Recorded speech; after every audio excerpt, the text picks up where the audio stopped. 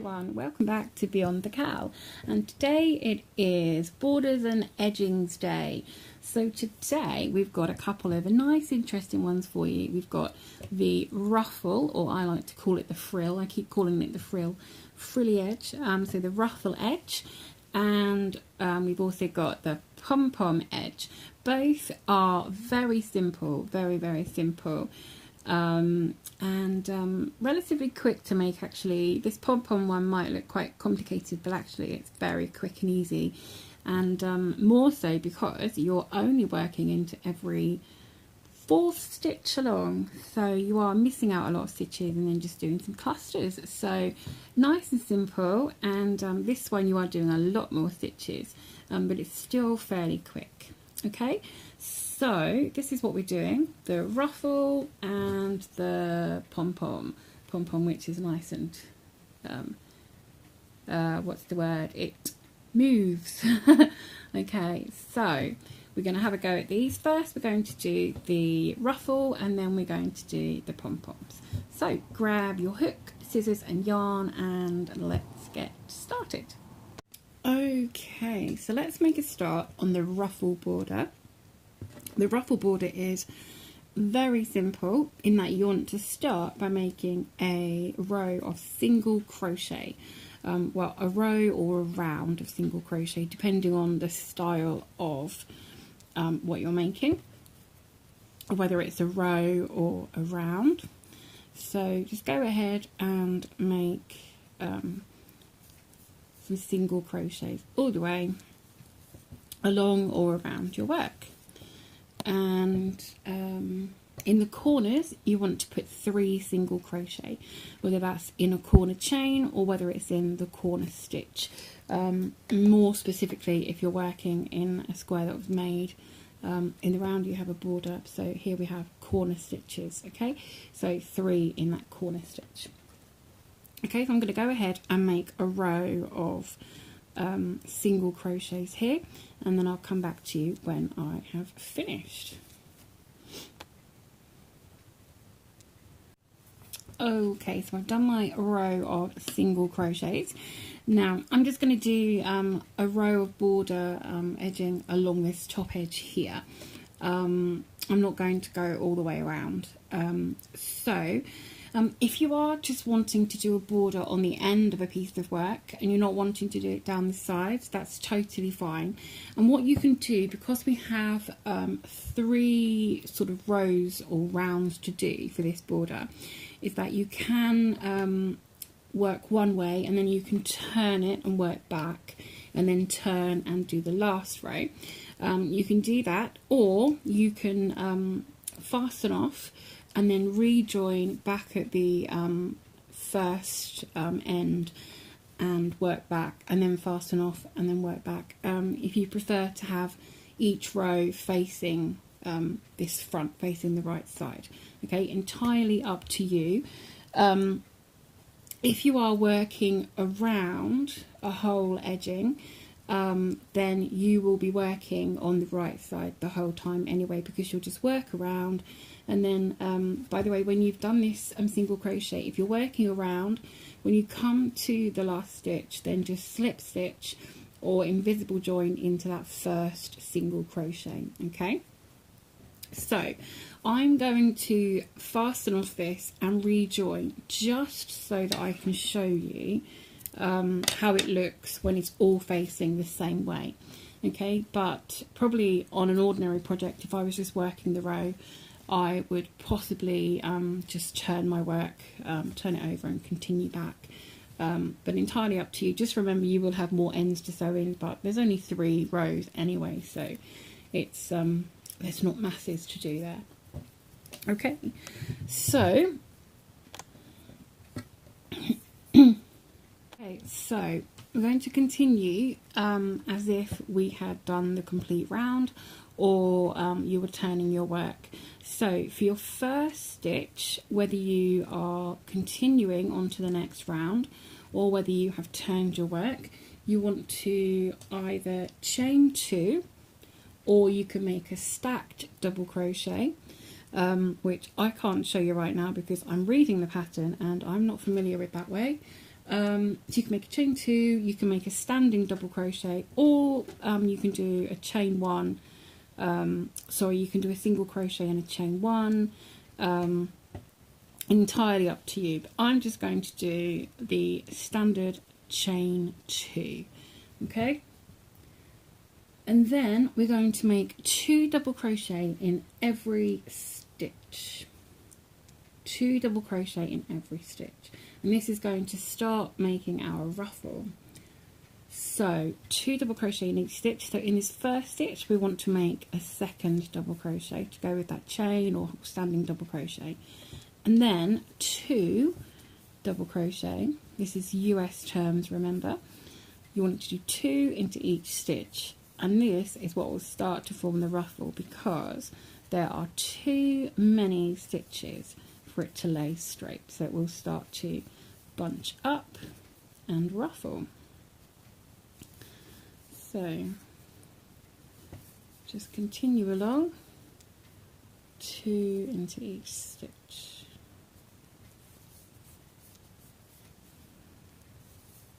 And when you reach a corner, you're going to do 3 double crochet in each corner stitch. 3 double crochet in each corner stitch. Remember, I said to do 3 single crochets in your corner. So you're going to do 3 double crochet in each of those corner stitches. Okay. If you're just doing a row across, then you'll just continue with 2 double crochet in each stitch. So at the moment it's not really ruffling too much, but you can see it has got a slight bend on it because there are too many stitches for that space. So I'm going to continue along and I'll show you when I reach the end. Okay, so this is how it's looking already, and you can see that there is quite a ruffle forming. Some ruffle forming here.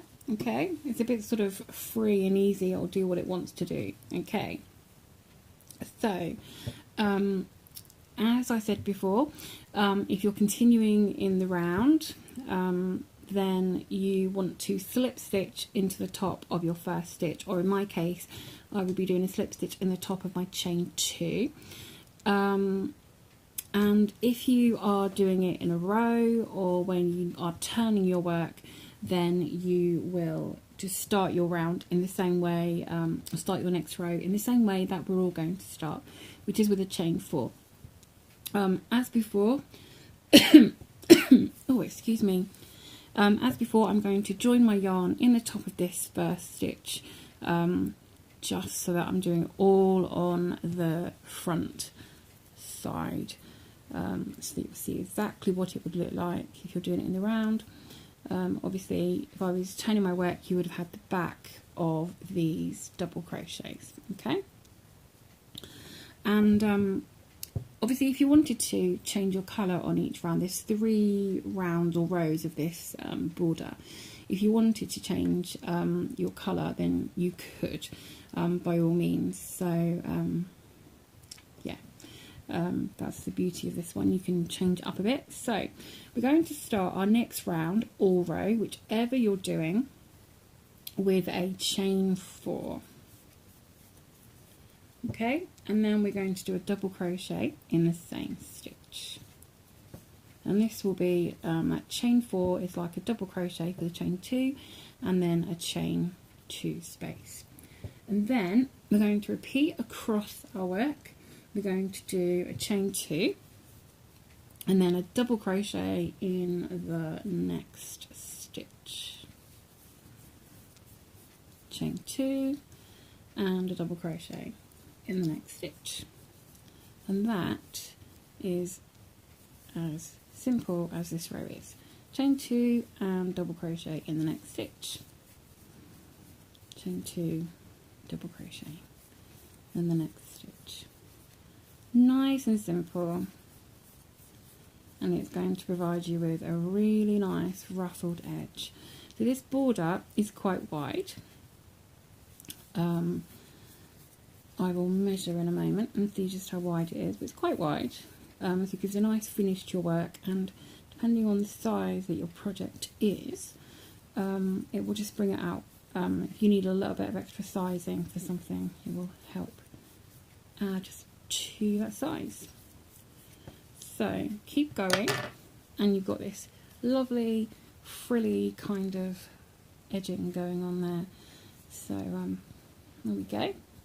So keep going, and in your corners you're going to do exactly the same. You're just going to do you're not going to make any difference for your corners. You're just going to literally work along every stitch, whether it's a stitch along the side or a stitch in a corner. You're going to do double crochet and then chain 2 and then do a double crochet in the next stitch, regardless of where that stitch is. Okay, so I will see you at the end of this row. If you're working into the round, you want to slip stitch to the 3rd chain of your chain 4. Okay, and if you're working across, then you can just fasten off. So there we go with our ruffle border. Gives a nice textured border, and it's kind of frilly and ruffly. If I bring it closer to the camera, you can see, and if I turn it on its side, you can see all this texture going on, and lovely, lovely. And if you're someone who, if you've got a blanket, if you're someone who likes to sort of, you know, touch the blanket while it's over you, it's got lots of texture to it. It's lovely, lovely. There we go. And if you wanted an even wider border, I said I was going to measure this, and let me get my ruler, which is hiding. Here we go. Just need the camera, excuse me. What have I done? Messed it all up now. Okay, so let's have a look. I think it's about 1 inch. There we go. So it's just a bit more than 1 inch, or 3 centimeters. Okay, so if you wanted a wider border, you could by all means just start again from row 2, and in each stitch and each chain space just do 1 stitch, so 1 in each, and that would give you that, and then continue on the next row with your double crochet, chain 2, double crochet, chain 2. Or you could do another set of double crochets on top of these double crochets, and then do your double crochet, chain 2, double crochet. Okay, so that is our ruffle border, and how pretty it is. How pretty indeed. So lots of texture going on there. So that's our ruffle border. Time to move on to do the pom-pom border. Okay, let's move on to the pom-pom border. So we are going to join our yarn in any stitch or space depending on how your work is. This is, I think this was the rye grass square from the 2018 cal, and it was worked in rows, and then a border or single crochet was put around it. So this one is in the round, and it has single crochets to work into. So I'm just going to join my yarn into a stitch, and then you can join your yarn and then you can do a single crochet, or do a chain 1 and a single crochet, or you can go straight in and do a single crochet. So that's what I'm going to do. Just going to go straight in with a single crochet. Okay, so let me just zoom in. You can see what I'm doing a little better. There we go. So single crochet and chain 6. And then you're going to make your first pom-pom. So we're going to do a 3 double crochet cluster in the 3rd chain from the hook. So 1, 2, 3, 3rd chain down, or 4th chain up. So what we're going to do is, when we do our incomplete double crochet, so yarn over, insert into the chain, yarn over, pull through. So like we're doing a double crochet, and then yarn over, pull through those 2 loops, and leave the last loop on the hook. And obviously you've got one on the hook that would be there anyway. So we do that again. Yarn over, insert, yarn over, pull through, yarn over, pull through 2 loops. So you've now got 3 loops on your hook, 1 for each stitch and 1 for the hook. So we do that a third time, yarn over, insert, yarn over, pull through, yarn over, pull through 2 loops. So you've now got 4 loops on the hook, 1 for each stitch and 1 for the hook. And then yarn over and pull through all 4 loops. And that's your first 3 double crochet cluster. Then we're going to chain 3. And then we're going to make another 3 double crochet cluster in the loop that closed our first cluster. So if you look, you've got your 3 chains, and if you bring this to the camera, if you look, you've got your 3 chains there. Then if you turn your work slightly, you can see just at the back of this 3rd chain, you've got that little loop there.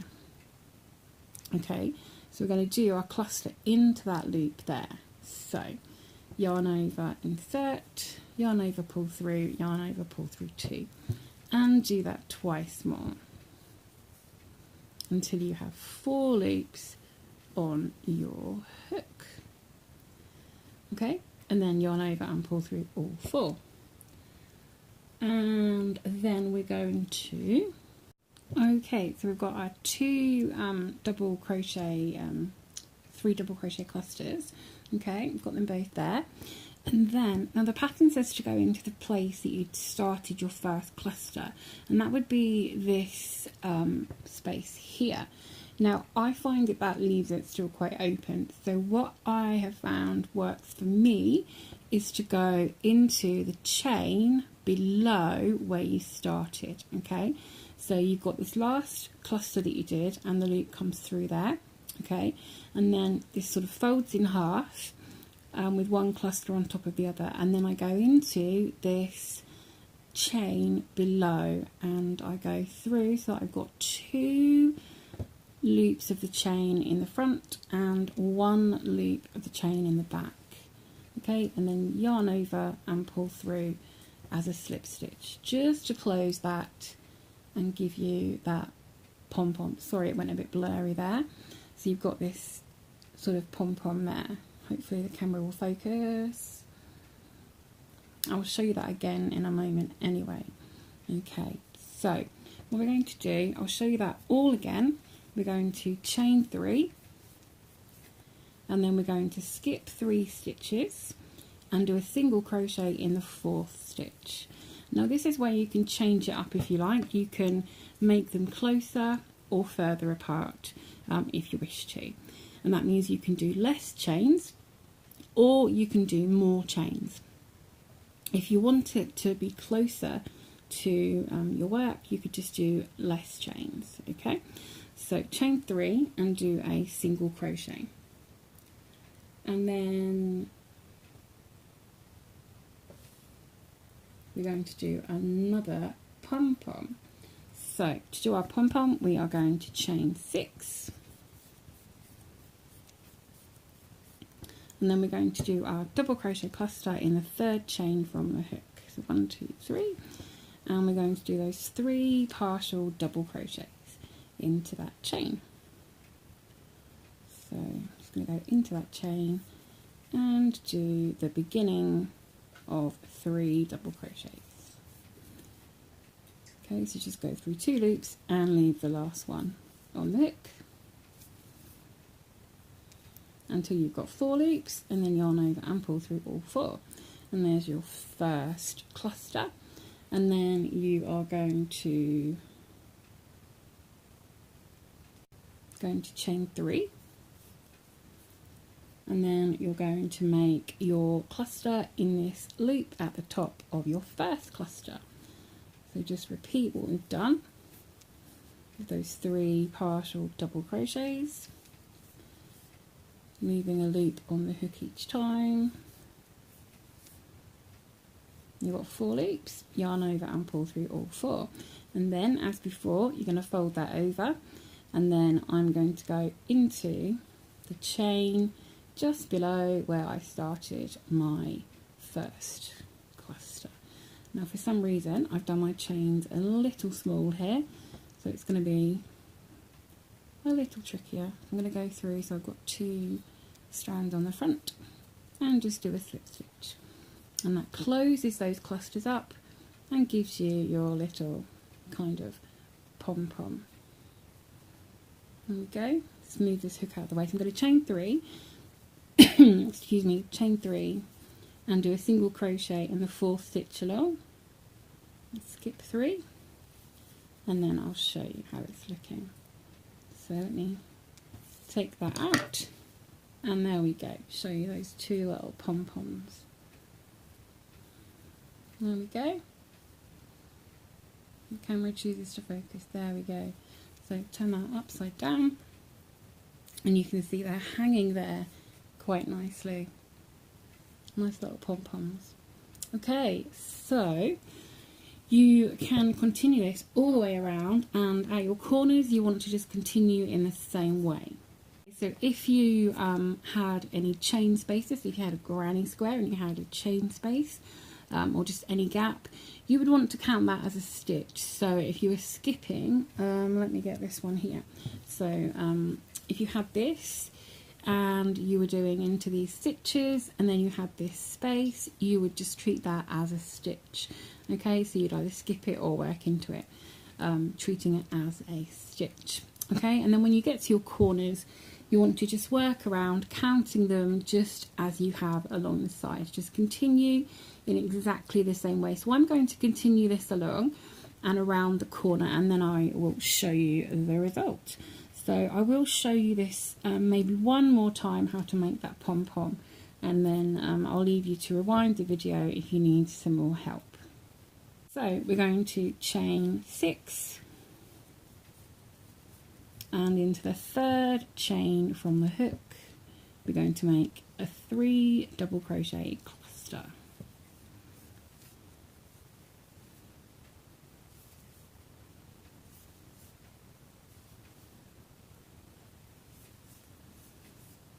Okay, and pull through those last 4 loops and then chain 3 and then do another 3 double crochet cluster in the top of your last cluster.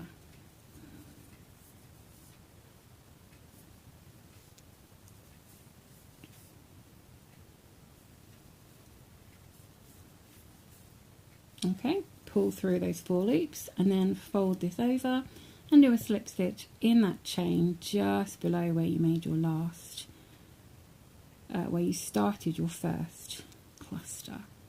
Make a slip stitch, chain 3, skip 3 stitches and do a single crochet in the 4th. And there we go. And as I said, you can change up how many stitches you skip, how many chains you start with, if you want it to be closer to your work or closer together. Okay, so I'm going to continue and then I'll show you what it looks like when I've gone around a corner. Okay, there you go. I've gone around the corner and I've also gone around this corner here as well to show you. That is how your pom-pom border can look. Turn it this way, see the pom-poms this way up as well. I love it, love it. So, as I said, you can change this up by how many stitches you leave in between, how many chains you do. Obviously, the less chains you do, the closer it will put it to your work. So you can see you've got nice big gaps here and it will pop it closer to your work. So there we go. Change it up as you please, and it just gives this nice sort of loose, sort of tassely edge, I guess. Beautiful. So there we go, and I've just stopped just so that I could continue the video and get it ready for you to see later. But if you were continuing the whole square, which mostly you would continue your whole project, and you would finish where you started and just do a slip stitch in your first single crochet.